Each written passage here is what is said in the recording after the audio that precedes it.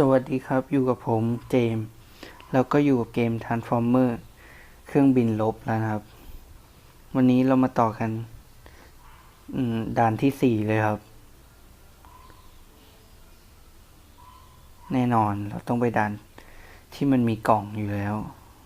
อะไรอะเอ้าสงสัยต้องใช้ตัวนี้มั้งครับไม่เป็นไร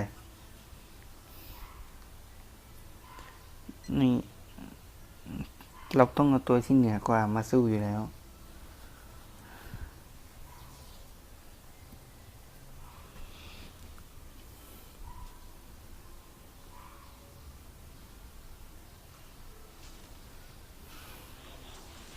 เราจะเล่นแบบเกียนอุ้ยมันเกียนปึ้งต้องเล่นแบบเกียนตุ๊บปึ้งตุ๊บตุ๊บตุ๊บปึ้งตุ๊บตุ๊บตุ๊บตุ๊บจบด้วยท่าสวยๆครับถีบอือฮ่าฮ่าฮ่าสีสันมันช่างแบบแสบตายิ่งนัก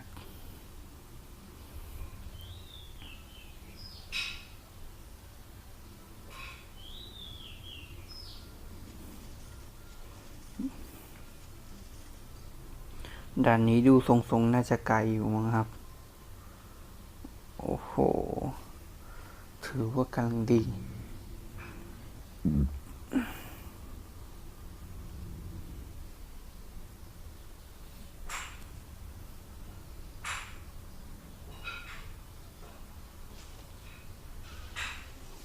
เราต้องคิดโอ้ยมันรู้ทัน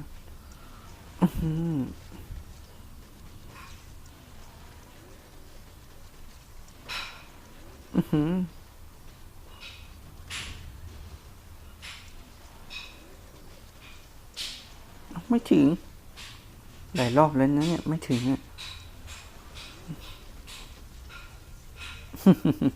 จะกลายเป็นรถอย่างนั้นเหรอต้องโดนฉกต้องโดนยิงก่อนเวล5พร้อมกับสิ่งที่จะเป็นตัวละครใหม่มาแต่ก็ไม่แน่ว่าจะได้ตัวละครทุกครั้งนะครับเวลาสุ่มเกมนี้แม่งแบบขึ้นหน้าจอเป็นแบบสุ่มตัวละครนะอะไรแกมีทั้งเลยแกเอ้ยทำไมปุ่มกดข้ามกดไม่โดนไปทางไหนดีไปทางนี้ดีกว่าพอเห็นแม่งมีของข้างหน้านู้นนะนี่น่าจะมาจากที่เดียวกันเพราะดูทำนองเหมือนแบบน่าจะเป็นแบบหุ่นยนต์ญี่ปุ่นหรือเปล่าซามูไรน่าจะเป็นญี่ปุ่นคือแบบบางทีเสียงมันอาจจะไม่ค่อยดังมากนะครับเพราะผมจะชอบลืมตัวเอ้ยโอ้โหไม่ชนโอ้อ้าวสักครู่นะครับมาต่อกันเลยครับเมื่อกี้มีปัญหาเล็กน้อยเพื่อนมันโทรเพื่อนมันเฟซมาแม่งเครื่องกระตุกเลย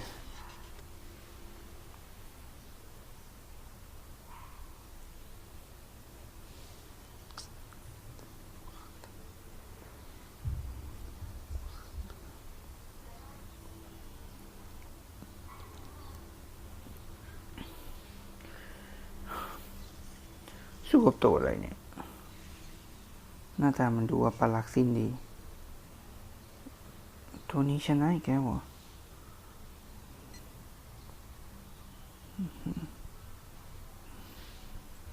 มันมีของให้เราด้วย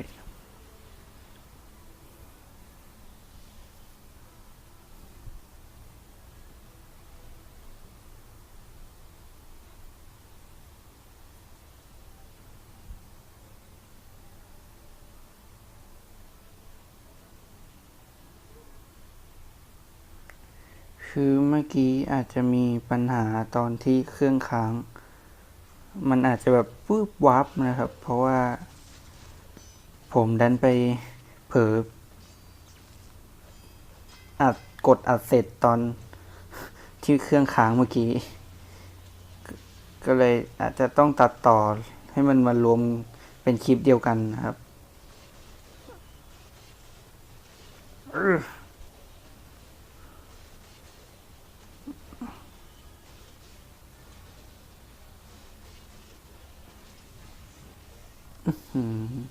ถือว่าเกรียนบอสได้เทพมาก